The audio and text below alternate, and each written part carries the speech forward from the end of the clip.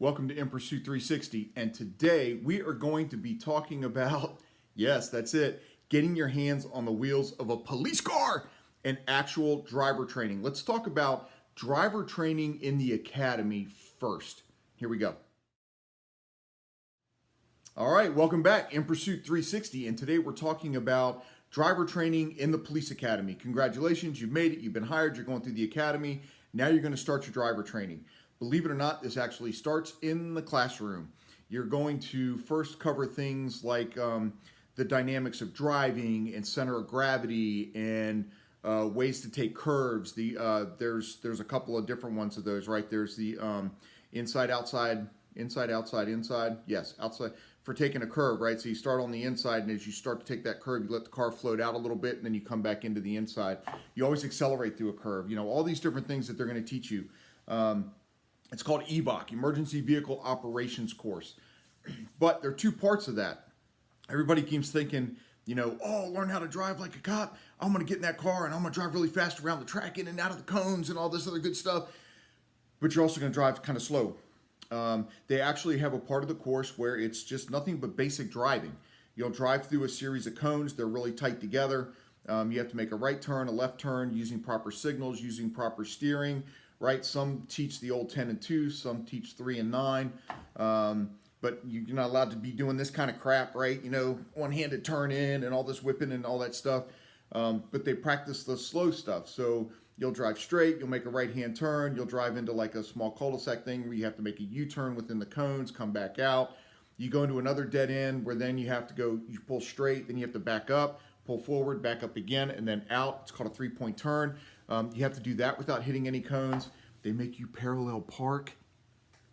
I don't know. I was taught when I started driving, there was a lot of parallel parking. There's not a lot of parallel parking anymore. But yes, they make you parallel park. A lot of them do. And it's being able to maneuver the car without hitting any cones. In other words, can you drive a car, period, without hitting anything? They want to make sure before they hand you this police car or this police truck, whatever it is your agency uses, and can you operate it without actually hitting something? Just regular driving.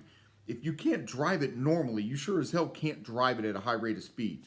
All right, and then they have the high-speed course, which is going to involve a lot of things. It's different in different areas. Some academies actually have a track that you use. It's got a lot of accelerating turns or decelerating turns. Some that will test more the center of gravity in the vehicle so that you're going to feel that more and understand what it means to kind of slow before you go into the curve and accelerate as you come out, how much pressure you can actually put on that vehicle as it starts to push over. And it's got like stops or stop signs or traffic lights, or it'll have pedestrians that pop up that you have to avoid. Other ones, like when I went through, we didn't have a fancy driving course. The academy I went through now does have a driving course, but originally it was up on Quantico Marine Corps Base, and it was just a big, giant paved pad at Camp Upshur. And they just set cones out. And I mean, they had a ton of cones, but they had this course marked out, and we just drove through cones. But nowadays, a lot of academies have driving courses that you'll drive on, and they'll do hills, right? You have to go, because as you're coming up over a blind hill, you better slow down because you don't know what's on the other side, so it'll help you practice that. It's not... They'll tell you that anytime you're driving a police car, you need to drive about 80% of what your abilities are. So whether you're driving slow within a town or whether or not you're driving fast out on a course, you should really stay within about 80%. If you're driving 100% and something goes wrong, you have no room for error. If you're driving 80%, you have 20% of your abilities to kind of correct for that error, that thing, that unknown that pops up. So there's a reason why they tell you that. If you go look at odmp.org, officerdownmemorialpage.org, go look at the stats over the past years of officers killed in the line of duty. Most of those deaths come from traffic accidents, responding to calls or while in pursuit or whatever. Unfortunately, it's not always officers driving over their ability, but it's driving too close to that 100% where they're not able to make up that difference when something bad happens. And it's kind of sad. It also, a lot of it has to do with not wearing their damn seatbelts. There's this old thing about if I wear my seatbelt, I can't get out of my car as fast. That's a bunch of crap. I believe that too my first couple of years out on the street.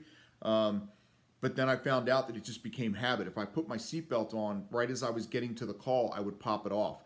Or, it really, once you get in the habit of being able to work that seatbelt, it becomes automatic, and that seatbelt will come right off. You take it off and you're able to flip it so it completely clears your shoulder and you can get the hell out of your car. So don't buy into that crap either. You need to wear your seatbelt. A buddy of mine was driving, running code in a curve. A deer came out, and you can see it on the camera, and the deer hit the rear quarter panel of his car while he was right in the apex of a turn.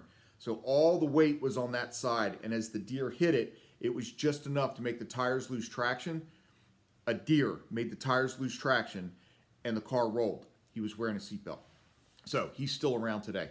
Anyway, so yeah, in the academy, those are the things they're going to test you on. Start slow.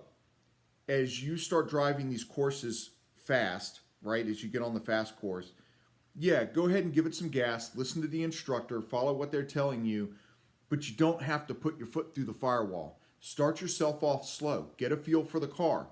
Maybe you drive a Honda Civic every day. I guarantee you when you sit inside that Ford Taurus, it is going to handle completely different. If you sit inside of that Chevy Impala, it's going to handle different. The Ford Explorer, way different, right? So every vehicle handles differently, and you're going to have to get a chance. Make sure you take the time to understand how that vehicle feels. How does it operate? How slow do I have to go in order to make this turn? And then when do I really need to punch the gas in order to come out of the curve successfully and at the best rate of speed that I possibly can and safely, right? So take your time, get the feel of the car. The instructor may tell you to go faster, but believe it or not, they still want you to maintain that 80%. So yeah, that's it. That's the academy, right? That's driving in the academy. It's going to start off classroom. They're going to teach you some basics. Then they're going to make you put on a helmet. Yes, you have to wear a helmet inside the car. And it's either all windows up or all windows down. If you have them halfway up and something happens and the glass breaks, you'll get cut up. So they're either all the way up or all the way down. And they're just going to have you start driving, right? The slow one, you're taking it slow, but you need to be aware of how to use your mirrors, how to back up, how to, put your foot into that firewall, left hand on the wheel, hand on that passenger seat. There you go, hand on the passenger seat, right? And stand up a little bit to look out that back window. Or how to use your mirrors properly, when you're backing plus looking back, with your own eyeballs. So yeah, that's it. So that's what's going to happen when you get in the academy and you're learning how to operate a police vehicle. Classroom, out on the course, there's slow stuff and there's fast stuff. So all I can tell you is in that whole thing,